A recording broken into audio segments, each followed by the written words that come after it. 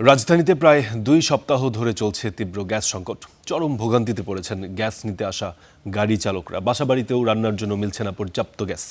বিস্তারিত জানার চেষ্টা করব আরও। রাজধানীর মহাখালী থেকে যুক্ত হচ্ছেন সহকর্মী ফাহিম ইউসুফ।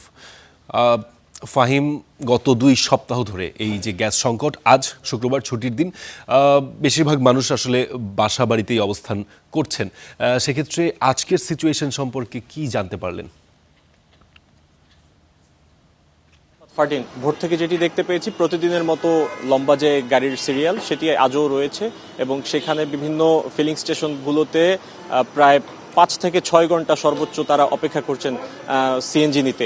তবে এই ক্ষেত্রে একটি বিষয় এখনও রয়েছে যে আগে যেখানে চাপ ছিল ২০০ PSI স্বাভাবিক সময়ে, সেই জায়গা থেকে এখনও গেল প্রায় ২ সপ্তাহ ধরে যেমন চাপ ছিল যে ৭০ থেকে ৮০ কিংবা সর্বোচ্চ ১০০ PSI, সেই চাপ কিন্তু এখনও আগের মতোই রয়েছে, কোনোভাবেই কোনো ক্ষেত্রে বাড়তে দেখিনি আমরা।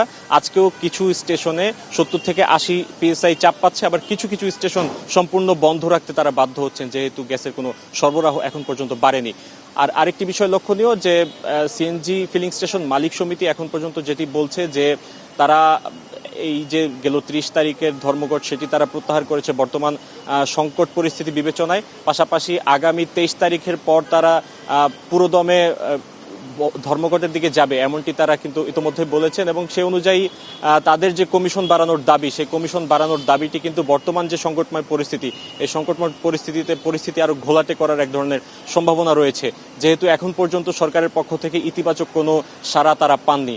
পাশাপাশি বর্তমান যে সরবরাহ অবস্থা, এই সরবরাহ পরিস্থিতিতে আসলে বলাই যায় যে মহেশখালী মাতারবাড়িতে যে এলএনজি টার্মিনাল অগ্নিকাণ্ড হয়েছিল এবং সেই অগ্নিকাণ্ডের পর সেটির আসলে কতটুকু অগ্রগতি হয়েছে সেই কার্যক্রম কিন্তু এখন পর্যন্ত তেমনভাবে দৃশ্যমান হয়নি। সেখানে পরিচালনাকারী সংস্থা যেটি জানিয়েছে যে আগামী হয়তো 10ই আগস্টের পর এই পরিস্থিতি অনেকটাই স্বাভাবিক হবে এবং এখন পর্যন্ত এই পরিস্থিতি আগের মতোই রয়েছে। কিছুটা সরবরাহ বৃদ্ধির ধারণা তারা দিতে পারবেন, সরবরাহ বৃদ্ধির এক ধরনের আগাম বার্তা তারা দিয়েছেন, তাও সেটি বলা যায় যে ২ তারিখের পর সেই নতুন সরবরাহ কিন্তু জাতীয় গ্রিডে যুক্ত হবে। তবে সম্পূর্ণ পরিস্থিতি স্বাভাবিক হতে কত সময় লাগবে সেটি এখন পর্যন্ত আসলে নিশ্চিত করে কোনো কিছুই বলা যাচ্ছে না সরকারের পক্ষ থেকে। দর্শক, যুক্ত ছিলাম সহকর্মী ফাহিম ইউসুফের সঙ্গে। তিনি আসলে জানাচ্ছিলেন রাজধানীর গ্যাস সংকট যে পরিস্থিতি চলছে সেটি সম্পর্কে।